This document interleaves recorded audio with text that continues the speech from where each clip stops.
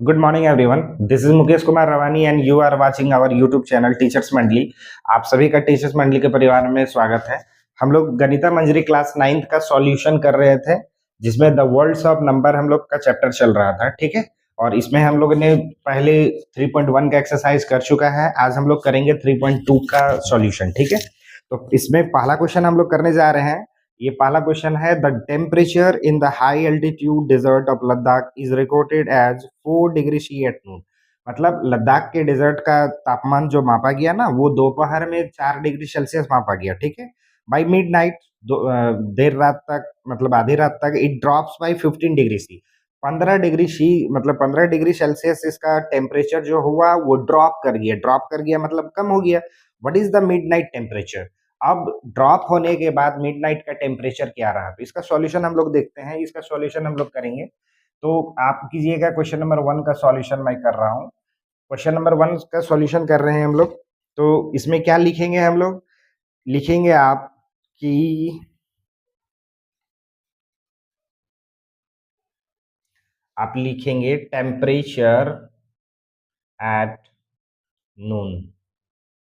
Temperature at noon क्या था मेरे पास? 4 डिग्री सी। ठीक है, अब temperature temperature drops temperature drops temperature drops by mid night तक टेम्परेचर हमारा क्या ड्रॉप किया? तो 15 डिग्री सी ड्रॉप किया। ठीक है, तो what is the mid night temperature? अब आपसे पूछा जा रहा है कि मिड नाइट टेम्परेचर क्या है मेरे पास। तो आप लिखेंगे कि देयरफॉर, क्या लिखेंगे अकॉर्डिंग टू क्वेश्चन क्या रहा। अब इक्वेशन देखना है। मेरे पास नून में 4 डिग्री सी टेम्परेचर था। अब ये ड्रॉप कर रहा है मतलब घट रहा है, तो यहाँ माइनस होगा, तो -15 डिग्री सी। 4 डिग्री सी में -15 डिग्री सी अगर माइनस कर रहे हैं तो माइनस का 11 डिग्री सी रहेगा। यानी कि मेरा मिड नाइट तक 11 डिग्री -11 डिग्री सी टेम्परेचर रहने वाला है। ठीक है, तो यही मेरा फाइनल आंसर हो गया। तो आप ये लैंग्वेज में भी लिख सकते हैं इसको। लैंग्वेज में क्या लिखेंगे कि therefore the midnight temperature is therefore the midnight therefore the midnight temperature is -11 degree C. ये मेरा फाइनल आंसर हो गया। ओके, हमने क्या कहा कि टेम्परेचर एट नून में मेरा टेम्परेचर क्या था? 4 degree C. Okay, temperature drops by midnight, देर रात तक क्या हो गया मेरा कि 15 डिग्री सी टेम्परेचर गिर रहा है अकॉर्डिंग टू क्वेश्चन। अब मेरे पास क्या था कि 4 डिग्री सी मेरे पास था, ये 15 डिग्री गिर गया, तो मेरे पास बच क्या रहा है? 11 डिग्री सी। ओके, ठीक है। अब हम लोग क्वेश्चन नंबर 2 की ओर बढ़ते हैं। क्वेश्चन नंबर 2 हमारा क्या कह रहा है? क्वेश्चन नंबर 2 कह रहा है कि spice trader takes a loan.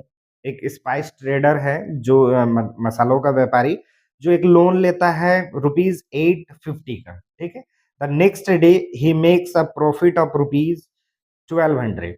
Next day क्या होता है? उसे प्रॉफिट होता है 1200 का। The following week he incurs a loss of 450।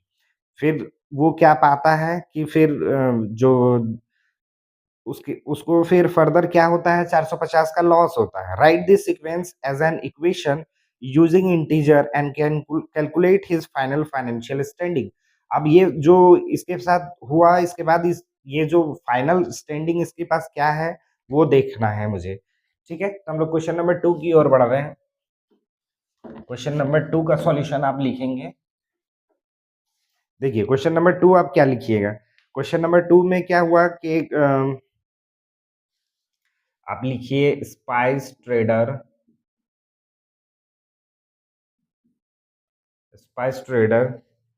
took a loan spice trader क्या कितने का लोन ले रहा है? तो 850 का लोन ले रहा है। Next day he makes a profit. इसके बाद इसे नेक्स्ट डे प्रॉफिट हो रहा है कितने का? प्रॉफिट हो रहा है इन्हें ₹1200 का। The following week he incurs a loss of 450। फिर इन्हें फर्दर क्या लॉस हो रहा है?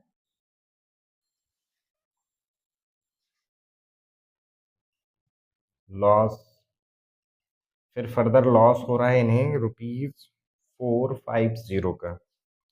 Write this sequence as an equation using integer and calculate his final financial standing। ठीक है, तो ये क्या था कि स्पाइस ट्रेडर 2 का लोन लिया 850 का, फिर इन्हें प्रॉफिट हो रहा है 1200 का, देन फर्दर इन्हें लॉस हो रहा है 450 का। ठीक है, तो इसको फाइनल इक्वेशन के रूप में लिखना है मुझे। तो अकॉर्डिंग टू क्वेश्चन क्या कह रहा है, अगर वो लोन ले रहा है, अगर आप लोन ले रहे हैं, किसी से कर्जा ले रहे हैं, किसी से डेप्ट ले रहे हैं, तो क्या होगा, आप नेगेटिव में जाइएगा।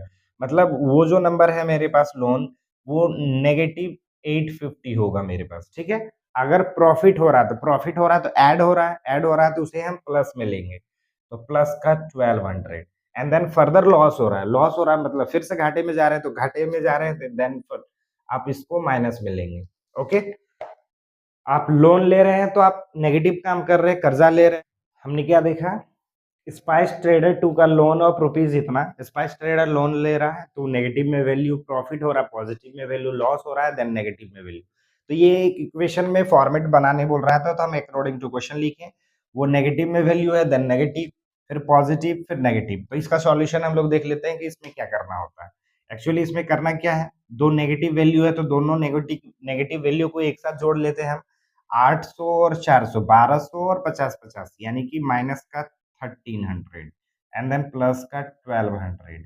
तो ये फर्दर क्या हो जाएगा मेरे पास, माइनस का 100, यानी कि इसका फाइनल स्टैंडिंग अभी क्या है, अभी भी ये माइनस 100 रुपया है। कहने का मतलब है कि माइनस 100 अभी भी इनके पास कर्जा में ये है, यानी कि डेप्थ में है। ठीक है, तो आप लिखिएगा इसका फाइनल स्टैंडिंग क्या है। तो देयरफॉर, ये फर्दर जिसको ऐसे ही लिख लेते हैं, हम लिख लेते हैं कि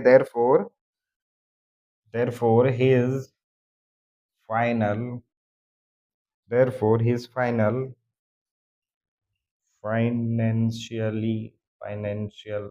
standing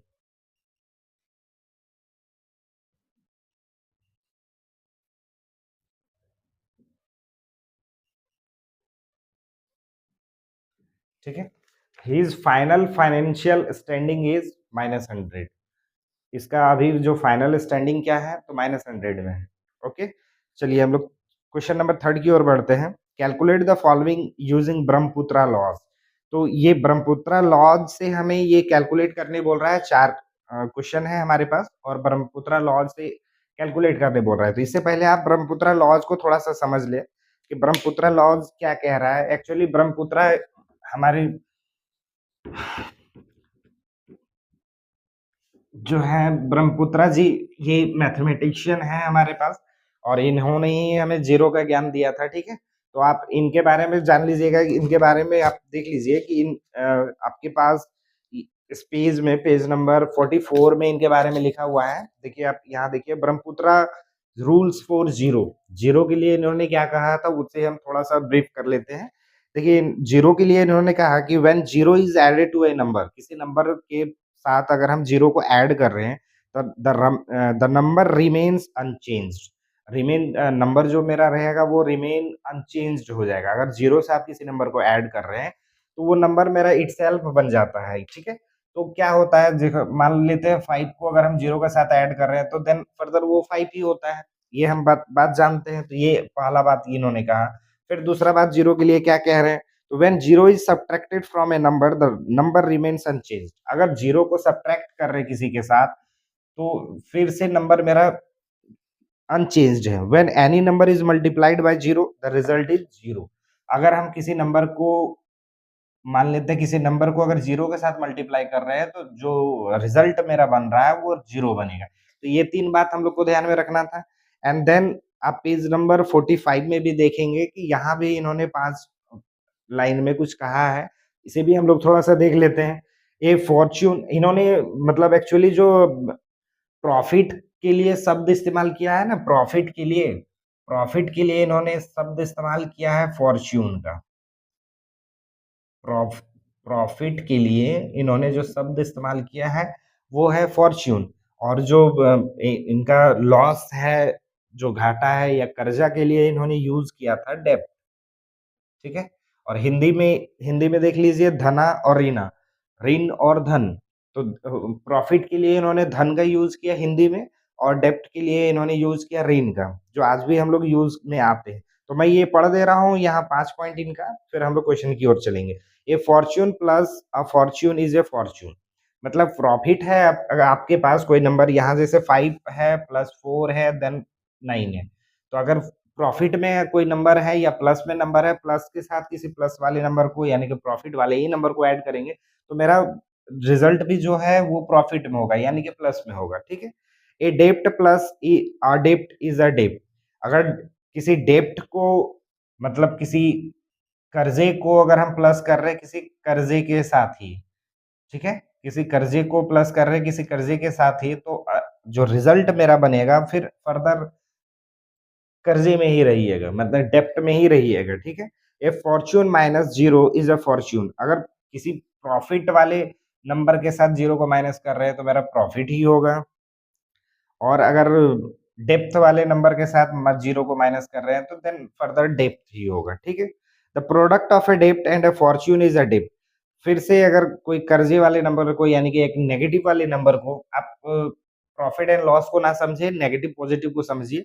तो नेगेटिव वाले नंबर को अगर किसी पॉजिटिव नंबर के साथ मल्टीप्लाई कर रहे हैं तो देन फर्दर ये नेगेटिव नंबर होता है। देखिए 3 का मल्टीप्लाई 4 से किया तो 12, और प्लस और माइनस माइनस, ठीक है, ये आप लोगों ने पढ़ा है पहले भी। अगर दो नेगेटिव नंबर को अगर प्रोडक्ट कर रहे हैं देन ये फर्दर पॉजिटिव नंबर में कन्वर्ट होता है। तो ये इन्होंने कुछ कहा है, ये आप थोड़ा-सा देख लेंगे ब्रह्मपुत्रा लॉज़ के बारे में, फिर हम लोग बढ़ते हैं क्वेश्चन की ओर। तो देखिए क्वेश्चन नंबर 3 आपका क्या कहता है? क्वेश्चन नंबर 3 में 4 सॉल्यूशन है, हम लोग कर लेते हैं फटाफट। देखिए पहला क्वेश्चन नंबर 1 है, -12 का मल्टीप्लाई है 5 के साथ। करना ईज़ी है, 12 का मल्टीप्लाई 5 के साथ देन 60, और ये माइनस और ये प्लस, प्लस माइनस माइनस। -8 का मल्टीप्लाई है -7 के साथ, तो 8 7 जा 56, एंड देन माइनस और माइनस ये हो जाता है प्लस में, 0 माइनस माइनस 14। देखिए माइनस का मल्टीप्लाई यहाँ ब्रैकेट के साथ माइनस है, तो माइनस का मल्टीप्लाई माइनस के साथ ये प्लस हो जाएगा, देन इसका रिजल्ट जो होगा वो 14 होगा। देखिए -20 डिवाइडेड बाई 4, तो -20 डिवाइडेड बाई 4 हम इसको इस तरह से अगर समझ पाते हैं तो इस तरह से लिख लीजिए, 4 का डिवाइड करेंगे इससे तो -5, ये रिजल्ट मेरा होने वाला है। तो क्वेश्चन नंबर 3 का सॉल्यूशन हम लोग कर चुके हैं, क्वेश्चन नंबर 4 की ओर बढ़ते हैं।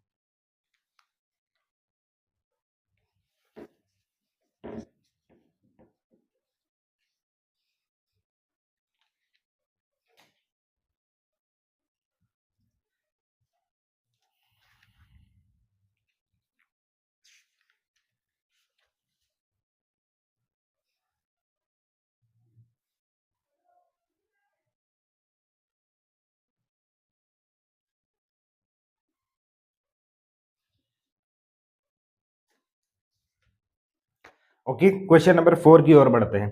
तो explain using a real world example of डेप्ट why subtracting a negative number is the same as adding a positive number. Example, इसमें एक एग्जांपल दिया है, आपसे पूछा जा रहा है कि explain using a real world example of डेप्ट, एक कर्जे का एक रियल एग्जांपल आपको देना है।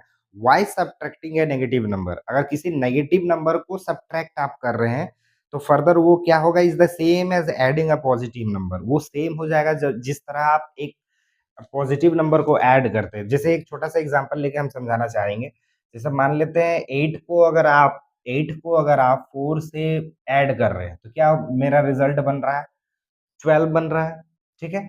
अगर 8 को अगर हम सब्ट्रैक्ट करने जा रहे हैं और -4 को सब्ट्रैक्ट कर रहे हैं, ठीक है, 8 से -4 को सब्ट्रैक्ट कर रहे हैं, 8 से -4 को सब्ट्रैक्ट कर रहे हैं, देन ये फर्दर रिजल्ट मेरा जो देता है ना, ये 12 ही देगा। क्यों? ये माइनस इसके साथ मल्टीप्लाई होगा तो प्लस हो जाएगा, और 8 और 4 देन फर्दर मेरा 12 हो जाएगा। तो इसको हम लोग इस पे जो क्वेश्चन कह रहा है उस हिसाब से हम लोग देख लेते हैं एक्चुअली ये क्वेश्चन क्या कह रहा है। तो एक रियल एग्जांपल लेने बोल रहा है, तो हम सपोज दैट किसी का नाम ही ले लेते हैं, मैं अपना ही नाम ले ले रहा हूँ कि मुकेश मुकेश मुकेश हैज मुकेश के पास मान लेते हैं, इसमें रियल एग्जांपल एक 10 और 5 ही ले लेते हैं। तो मुकेश हैज रुपीज 10, मान लेते हैं मुकेश के पास 10 रुपया है, ठीक है। हिज फ्रेंड, अब मुकेश के पास 10 रुपया है, ठीक है, और ये अपने दोस्त से 5 रुपए का कर्जा लेता है, ठीक है, और अपने दोस्त से ये 5 रुपए का कर्जा लेता है। तो अगर मान लेते हैं कि इसका दोस्त थोड़ा-सा अच्छा पैसा वाला है, तो अपना दोस्त का स्थिति देख के अगर वो बोल दे कि चलो ठीक है, 5 रुपए हम तुमको दिए थे, लेकिन 5 रुपए तुमको नहीं लौटाना है। तो मान लेते हैं कि वो उस स्थिति में क्या होगा? तो लिखते हैं कि मुकेश हैज़ रुपीज़ ये and his friend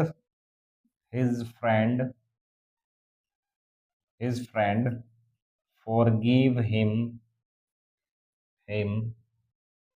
forgive him forgive him debt of ₹5। मान लेते हैं इसका जो दोस्त है 5 रुपए का उधार दिया था और 5 रुपए का उधार ये माफ कर रहा है।